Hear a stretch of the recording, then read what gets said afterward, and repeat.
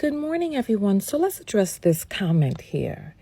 He says women outnumber men in schools and the workforce. Plus, we've been paying all the bills for years. What's the problem? So this was a comment on the Tyler Perry video, and I just said, it's no problem. Just get your weight up. But I wanted to address this honestly and sincerely because we have a crisis on our hands as a society. So he says women outnumber men in schools and the workforce. What's the problem with that? The problem is that far too many men are not stepping up to meet the minimum societal standards by today's standards. It's like, who is stopping you from going to school? Who is stopping you from getting educated? Who is stopping you from going into the workforce and working? We know that this is a man's world, right? As they say. And we know that we're in a patriarchy where men are creating the rules and they have this brotherhood amongst each other. Women, especially Black women, are at the bottom ends of both totem poles of race and gender. And yet women are able to go to school. They're able to, Scott Galloway. Hold on, let me see if I can find this video. The most violent, unstable societies in the world, too many broke and lonely young men. And we are producing too many of them. A lot of the jobs that young men used to have as on-ramps into the middle class were generally industries that over-index male, manufacturing, frontline work. Those jobs have been outsourced overseas. In addition, once we leveled the playing field academically, women just blew by men. Women are more mature, they're more disciplined, they're better at delaying gratification. And over the next 5 years, we're going to have 2 women graduate from college from every 1 man. So what we have is an entire cohort of what I call emotionally and economically unviable men. And so women are leveling up, and it's great, but they're not interested in the men our society is producing right now. And the most violent, unstable societies in the world all have too many of the same thing, and that is a broke and lonely young man. And we are producing too many of them. You hear that, right? Why is it that we have men in charge? Why is it that we are considering them to be our leaders? All of the scholars say that men are just not that great at even governing themselves. So let's talk about that. He says that once the playing field was leveled and women could get into the workforce and into schools, they blew past the boys and the men.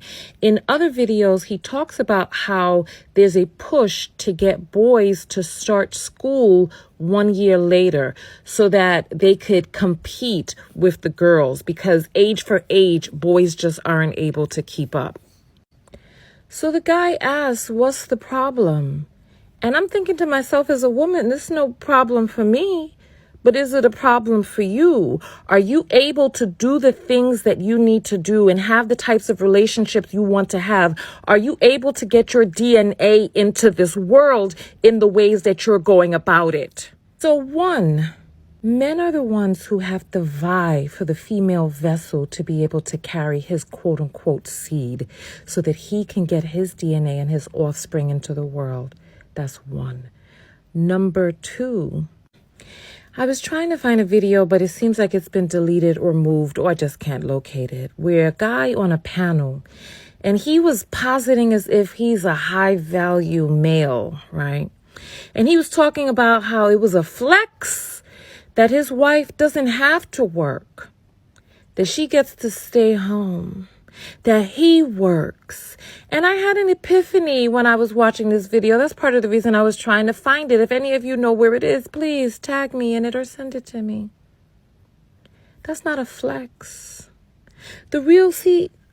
Part of the issue is that they are disregarding the amount of work that it takes to run a household from the inside. They're trying to make it seem as if the wife doesn't work, but the real sentence is that the wife does not work outside the home because there's a lot of work that she needs to do in the home. The real flex is if she was really truly living a life of leisure, because slaving away in the house, doing the cooking, the cleaning, the rearing of the children, the budgeting, the grocery shopping, the home economics, the organizing, these service people to come and do the things that need to be done in the house, and all of the things that it takes to actually run a household. Goodness forbid if you are also holding down a job or a work from home job, because we know how it is nowadays. We know how it is. Where women, first of all, we have interests, there's hobbies, there's other things. And then also staying in shape and doing those sorts of things and planning out the healthy meals and doing the recipes and all of that other stuff, going to the gym and Look, the real flex would be if she was really truly living a life of leisure and you were paying for a nanny, housekeeper, chef, all of these things. But if she's doing all of that and then plus has her stay-at-home business as well. Number 3. He says, we've been paying all the bills for years. Well, that's a misnomer in the Black community. Who've been paying all the bills for years? Black women have always worked in this country, starting from way back in the times of enslavement. And then from there, housekeeping at other people's place. Because first of all, or third of all, fourth or whatever, it was a crime in certain states for Black women not to work because the white women who were used to the life of leisure could not deal without their helpers. And there's some Caucasian women or white women, European, whatever you want to call them, who will come to my videos and be upset that I'm speaking this. You must forget where it is that you are and who channel your pun. Anyway, let's go back. Number 4 goes back to point number 2, right? We've been paying all of the bills for years. What's the problem? All right. In point number 2, we talked about all of the things that it takes to run a house and how it's not that the woman is not working, it's that she is working inside of the home.